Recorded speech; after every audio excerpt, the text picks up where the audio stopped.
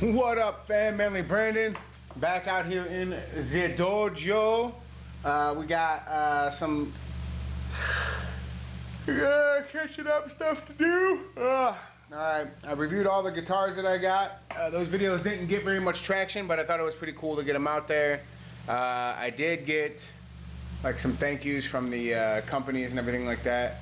And I did send them some input on like signature guitar ideas and stuff like that. So if they ever do one, maybe I'll get in it. Also, I keep on looking over here because I just got a second monitor to put all my stuff at, and I can't help but be distracted by it.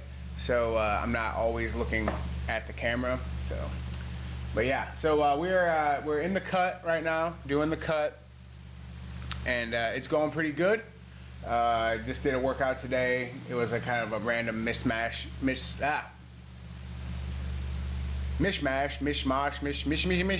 It was a random mix of just exercises I felt like doing today. I always like to pepper in lat raises because I have non-capped, non-broad shoulders, and I want capped shoulders. And then I did some pull-ups because I'm trying to get the lat spread going. I got a little bit, but the overall goal right now is to cut and lose some weight and get the six-pack visible again. We're not there yet, but we're working on it, and it's going good so far. The cut has been pretty tricky. I've got a lot of food noise. I went to Buffalo Wild Wings the other night to watch the NFL draft, and I gave in to my demons, and I ate way too much. But yesterday, which was Friday, and today, which is Saturday, so far so good. Staying well within my calorie budget, so I'm pretty happy about that. I think I undid any damage, but I didn't gain much ground. But it is what it is. Like, you're gonna have your good days and your bad days. Like I said, I'm disciplined about 80% of the time, and then 20% of the time I'm like, ooh, that looks really good. I need to put that right in my mouth directly, and so I do. So I need to not do that any longer, but we'll see what happens. The longer this cut goes, the more the food noise is gonna start getting to me. So I've done it before, I can do it again. Man, why am I so tired? Goodness gracious. Also, quick plug real quick, go follow my buddy Aiden_to-go show on Twitch. He streams World of Warcraft and other games. You can check him out. He's definitely way more active on Twitch than I am, which is not very. I only record Twitch videos when I'm recording my regular videos that I put on YouTube, so it is what it is there. But yeah, we got some new music coming out soon, within the next couple months for the 13th, and I wanted to show you guys this isn't a guitar review, this is just showing some of my gear. This is the guitar that I recorded the 13th on.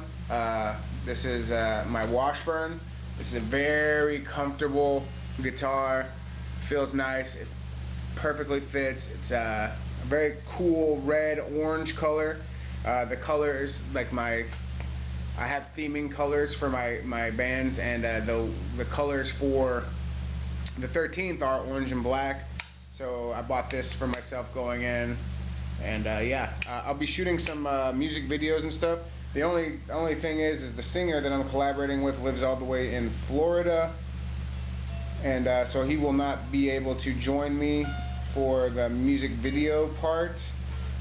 He may record some stuff of himself and send it in, and I can splice it in.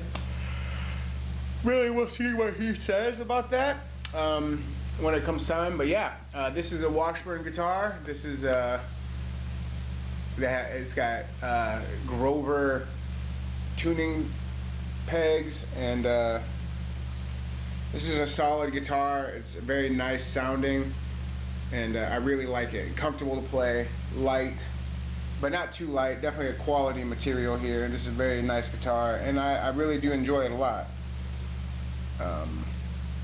Model BT40HL-CS, so yeah. I was playing it a little bit earlier today. It needs tuned again. Ooh, man. My fingers hurt like the Dickens, the callus. is there, but I've been doing a lot of. The difference between playing metalcore and playing horror punk is quite like you want to have metalcore is a lot more like the bassy, darker sounding, but horror punk is surprisingly enough not as dark. It's on a lot of higher strings, a lot of higher things like that. So my callus is more built for the thicker strings. So that's what I usually play, but I've been playing a lot more down here. And these little tiny strings, I use really high gauge strings so that they're very thin. They cut into my fingers like the Dickens. And so I'm working on that, but the album is basically done. There's a couple things that a couple songs I'm still working on, mastering, programming, and all that stuff. I was gonna put in like horror movie clips and stuff like that in between the songs, or maybe even intermix them into the songs. But I don't know the complicated copyright stuff. I don't want to get copyright stricken, so I just ignored that. Maybe if I ever put out a physical copy of the CD, I'll have the horror movie snippets interspersed between the songs. There's only a couple like direct references to some horror movies in there. So it is what it is there. I keep saying that. I think it's because I'm just exhausted, but I wanted to get a video out today because I haven't in like the last couple weeks. I stayed up pretty late last night gaming with some friends. It was a good time. Blast from the past. It's this game called Original TK, which is a takeoff of Nexus, the Kingdom of the Winds, which is a RPG that takes place during the Three Kingdoms era of Korea. We played that game all through high school, and that was 20-some years ago, man. I graduated in 2004, so we've been playing that game since while we were in high school. So that game is like really old. I think it might have came out in 1999. I'm not sure. I'd have to talk with my buddy Pat because he's the Nexus historian. But yeah, I mean, that game has been around forever. It's still fun to play. It's like an interactive chat room more than anything. But yeah, so I got new music coming out, and I guess while I'm showing you guys my Washburn, which is my guitar that I use to record most of the 13th album, I'll show you guys my Schecter Omen 6, which is what I used to record most of the new Dead Emo Kid album. This is a very awesome metal style guitar. Like, I've never owned a Schecter before, and I got this one relatively cheap. This is a very cool guitar, and it's super comfy, very fast neck. Not as fast as the Jackson or anything like that, but like I said, me and the Jackson got some beef right now. If I knew someone who was left-handed, I would honestly probably give it to them because it's just frustrating to me. Like, it doesn't hold tune like I want it to, and it really, really sucks because it's a very fast neck guitar, very comfortable. But the Schecter, that's my old dependable. It's holds tune very well. I don't think it has. It's just got the Schecter style tuners, so no like special ones. But it's a very good, solid guitar, and it had really good tone. And I played the crap out of it on this new album. Lots of solos and like darker, heavier stuff that I've been working on. Like, that album is still quite a ways away from being finished, but the songs that I have recorded on this, I very much enjoy. It's got a little bit of fret buzz, but I think that's just because I played it too much. This guitar I need to restring it and do a whole bunch of stuff because I put this thing through its paces. But right now it's just setting up to my live stack, so that I can have this guitar to like play live over what I want to play over the amps. I've been playing a lot into the computer. Sometimes you got to go back to basics, plug it into your amp, and actually play it through and hear it live. Because I'm not very good at there's no monitor when you plug it through your computer. I'm sure there is, but I haven't figured it out. So a lot of stuff I got to like put in headphones and I can hear it. We're trying to work on a way for me to be able to record it so that you guys can hear it and I can play it over and play it on stream and stuff like that, so that we can I can do more showing. I'll be doing it on the other channel obviously, but do more like showing behind the scenes stuff, working recording and stuff like that, because I'm getting kind of over my performance anxiety of playing in front of people. Like I don't know, I choke up a lot when I play live. It just spooks me for some reason. So being able to play over, it'll just help. Like, so I'm getting better at that. Like, I freeze up and I misplace my fingers.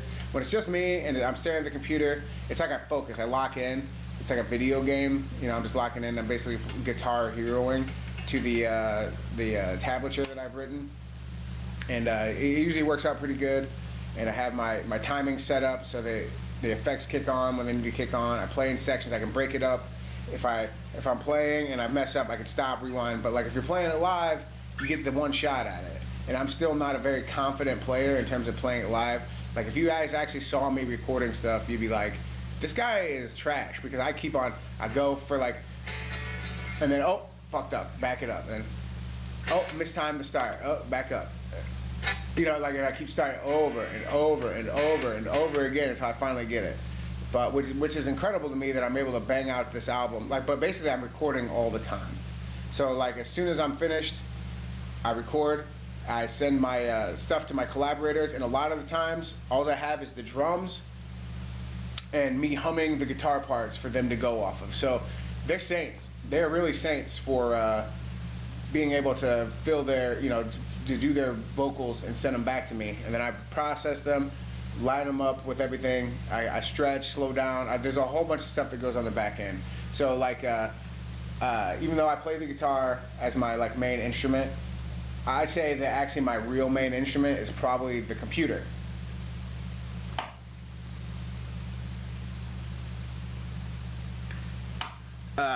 So what up, Pat? But yeah, so I play the computer more than I play the actual guitar. But yeah, so this is my Schecter. This is the main guitar on the Dead Emo Kid album. It's in standard tuning. I do a lot of standard tuning stuff, but I have a couple of my guitars tuned to drop D for like heavier stuff, and I do sub them in. So like within one song, I'll record the whole part with this, and then I'll go back and take out a section and record it again with another tuning guitar. So I can do a lot of cool different tuning effects when I do it that way. So I'm splicing in stuff. So anytime you hear a guitar like on any Dead Emo Kid or 13th, it is never one take. I have never done a one take on a song. Not once in my entire life. I've never been able to play it straight through. It's always this, mixed in with that, mixed in with this, layered, overlayered. I play the rhythms and the leads separately, so I layer them together, and it sounds like a wall of sound, and that's just how I do it. That's the sound I like, so that's how I will continue to do it, and it just takes a little bit longer, but it's not bad, because when I break down a song and I'm writing it, I break it down in the rhythm, with the riffs that is carrying everything, and then the leads, like, they give it like the embellishment. Like I look at the leads, even though the lead is technically supposed to be it's the lead. The rhythm to me is the backbone. So the rhythm guitar and the bass and the drums are the backbone of the song, and the lead is the embellishment. I put that on top to make it sound all purdy and cool, and that I just kind of do whatever. So I'm not concentrating on that. So I'll record a section of rhythm and I get my riff, you know, like the riff that I want, and I'll play that, and then I'll play that with the bass and the drums to get the pocket. And then I'll go back over and then like listen to it, and then like, so I have that section, and I'll just copy and paste that. I ain't gonna lie. A lot of my stuff sounds real robotic because of that. Because I don't want to record it over and over. So I'll copy it and I'll paste it down the line. So like if it's a 5-minute song, there's only like a minute and a half of live music, but the leads are usually always like I do the whole song, the whole lead, because like I want it to be different all the time. So there'd be all the change-ups and everything. I actually do that, but the rhythm, the pocket, everything like is the backbone of the song is usually a small snippet that I copy and paste over and over, and then I add the embellishment, which is the lead guitar at the end, and like the solo and the breakdown and stuff like that. That's all. That's how I break it down. Well, one day I'll make a video capturing my screen while I'm putting this all together, so you guys can see what I'm talking about. But it is ridiculous how little I actually record, which is I think is a testament to like how fast I'm able to get a lot of music done. Because I have a ton of ideas and I write them down. I'm thinking about it constantly. My phone, I have like a whole bunch of things that I've recorded, like humming into my phone. And like this isn't even just a new thing. Like this is going back years. I just finally got through my entire my notebook that I had of songs that I had written, and then I've added a couple new ones and everything like that. But like I finally got through all the pre-written songs, and so anything that comes out in the future is all gonna be new. Like the House of Wolves song that came out that I did the split single with. That was new. Like that was freshly written for that, just to put it out. Just because if you're not constantly putting stuff out, then you get lost in the algorithm. And I'm not even popular. Like I have like 30 views or something like that. So this is more like a passion project. I'm doing it for the love of the game. I'm 40 years old, man. I'm not hip. I'm not setting any kind of new, like making any new genres. I'm just playing within the genre I like. I don't know how much longer I have before my voice gives out and stuff like that. Like it happens to everyone. Father Time, undefeated, comes for us all. So I want to get a little bit of stuff out there while I'm still able to do it. And it just sucks that I waited so long because of like nerves and like thinking that I would suck, or my like people that would find it wouldn't like it. So far, all my friends have been real receptive about it. I mean, they're my friends, but that's the audience I'm playing for. That's all I really care about. My kid really loves it. He's got a lot of my songs on his playlists. So that's really cool. Like as a dad, you kind of always like hope that your kids think you're cool, and he thinks I'm cool, so I'm down with that. But yeah, so this is the Schecter. This is the guitar I use for most of the Dead Emo Kid stuff now. Before it was all done on the Court.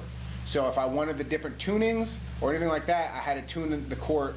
So I would have to, so it was even longer. But now like I have like a whole gang of guitars. It's become a lot more efficient.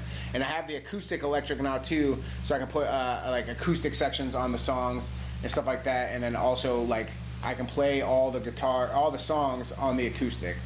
So like I might end up doing like an acoustic versions of a lot of these songs, just to as an experiment.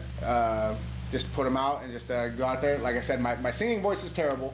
I am not a good singer. I can scream pretty good. I always kind of sound butt rocky. I'm like, and you'll notice that a lot on the new album because I did defer to the guy that I'm working with and let him do most of the stuff. But there were a couple tracks where I couldn't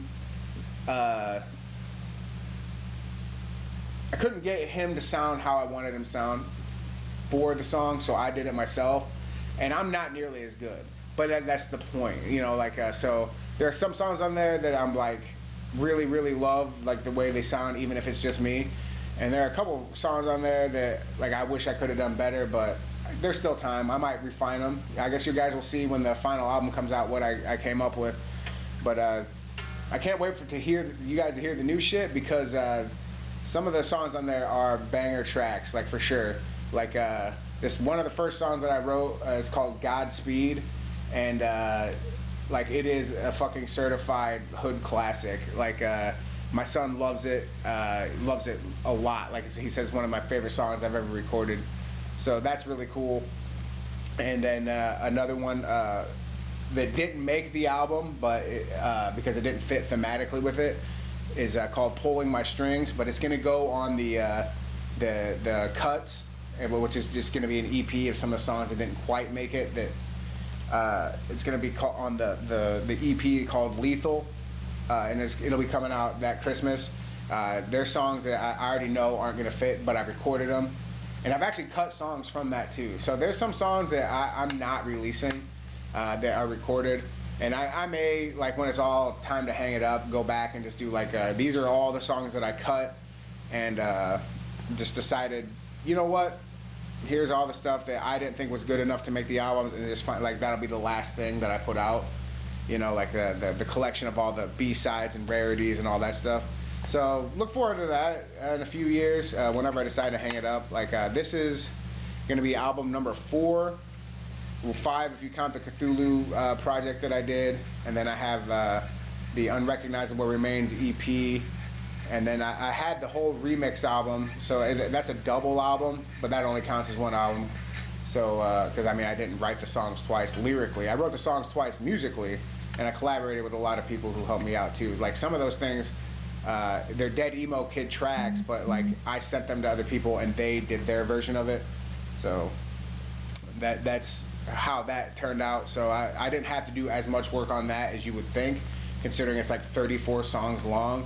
I wrote the initial 17 songs, and I helped with the remixing of some of the other songs. But a lot of those I sent to people and was like, hey, what can you do with this? And then they took it, did their own thing, their own spin on it, added their shit, and then sent it back and said, hey, this arrangement's better, or I think it's better, and then, you know, that kind of stuff. So, yeah. One of the only songs that got remastered that I actually did the entire remaster is one of them that I'm the most proud of, which is Follow the Lights, which I still think is my best song. Some people may agree or disagree, but that's like the best song that I have written up to that point. We'll see if this new album has anything to dethrone that. Godspeed may be a good, like it's pretty close on there in terms of like just being able to listen to it and like totally rock out. That song, it's gonna be cool. It's like a fast, but obviously it's Godspeed song, and I just really love it. So yeah, but that's what I got for today. I just wanted to do a little catch up post gym. Because I am achy, breaky, today-key. I did a little bit too much. But yeah, I want to get the shoulders to be a little bit more capped. I want the arms to be bigger, more defined. Like, they're all right, but I mean, I could always add more. I mean, they're 16 inches right now. If I got to 18 inches before I die, I would absolutely love that. We'll see if that happens. But yeah, that's what I got. I hope y'all have a good day and stay sleazy. Peace.